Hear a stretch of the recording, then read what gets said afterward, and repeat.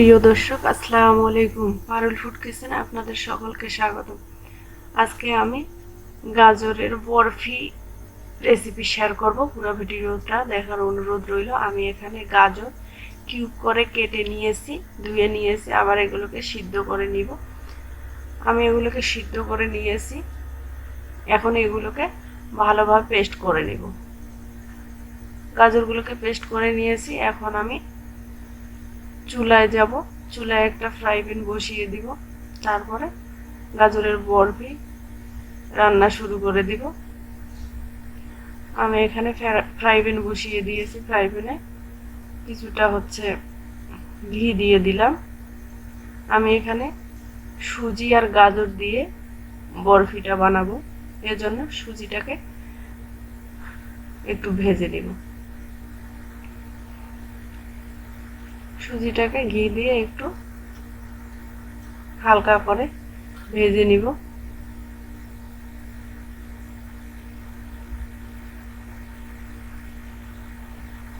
সুজিটা আমার ভেজে নেওয়া শেষ।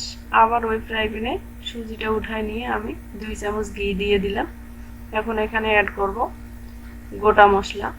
তেজপাতা অ্যাড করে দিব একটা, তারপরে দিব ছোট এলাচ আর ডালচিনি। তারপরে পেস্ট করা গাজরগুলোকে এখানে দিয়ে দিব, তারপরে ভালোভাবে নেড়ে চেড়ে নিব। গাজরগুলোকে ভালোভাবে নেড়ে চেড়ে নিব, যাতে এর যে একটা গন্ধ আছে সেই গন্ধটা থাকবে না। এখানে পানি অ্যাড করতে হবে না, কারণ গাজরটা আগে থেকে সিদ্ধ করে নেওয়া। কিছুক্ষণ এভাবে নেড়ে চেড়ে নিয়ে আমি সুজিটা অ্যাড করে দিব, ভেজে রাখা সুজিটা। আবার ভালোভাবে সবগুলো নেড়ে চেড়ে নিয়ে কিছুক্ষণ এভাবে নেড়ে চেড়ে নিব।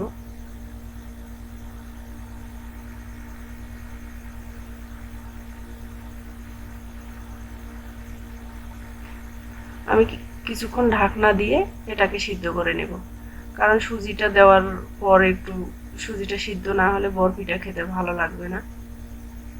আমি এখানে গুঁড়া দুধ অ্যাড করে দিলাম। গুঁড়া দুধটা গাজরগুলোর সাথে ভালো করে মিক্সড করে নিব।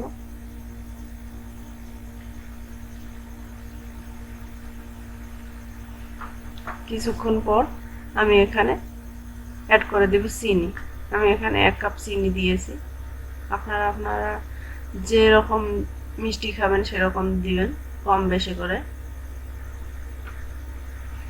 চিনিটা দেওয়ার পর একটু পানি বের হবে, এই পানিটা শুকিয়ে নিব। এ সময় চুলাটা হালকা মিডিয়াম থেকে লোয়ে রাখতে হবে, কারণ চুলা বেশি হাই ফ্লেমে দিলে গাজরটা পুড়ে যাবে আর বরফিটা খেতে ভালো লাগবে না। আমি এখানে ফুড কালার অ্যাড করে নিলাম, আপনারা আপনাদের মন মতো নেবেন, পারলে স্কিপ করতে পারেন। আমি এখানে আরও 1 চামচ ঘি অ্যাড করে দিলাম।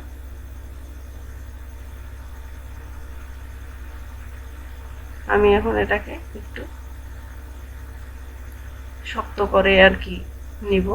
এভাবে যখন দেখব যে ফ্রাই প্যান থেকে এভাবে উঠে উঠে আসতেছে, তখন এটাকে নামিয়ে নিব। আমি আরও কিছুক্ষণ একটু করার পর আমি এই প্লেটে কিছুটা ঘি দিয়ে দিলাম। এখন এইটাকে এভাবে চেপে চেপে সেট করে নিব আর কি।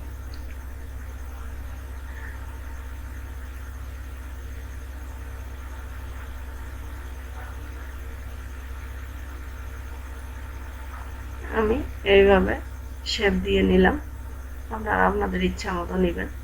আমি এটাকে ফ্রিজে রেখে দিব, নর্মাল ফ্রিজে, আধা ঘন্টার মতো। আমি আধা ঘন্টা পর ফ্রিজ থেকে বের করে এটাকে এরকম শেপ দিয়ে, বরফি আকারে শেপ দিয়ে কেটে নিচ্ছি। আপনারা আপনাদের পছন্দ মতো কেটে নেবেন।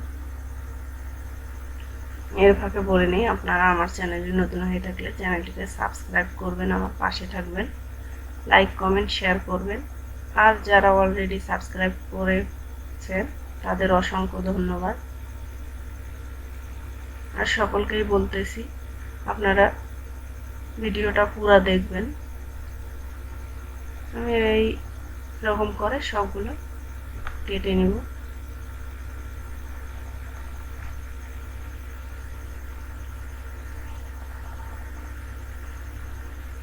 দেখতেই পাচ্ছেন কতটা সুন্দর হয়েছে।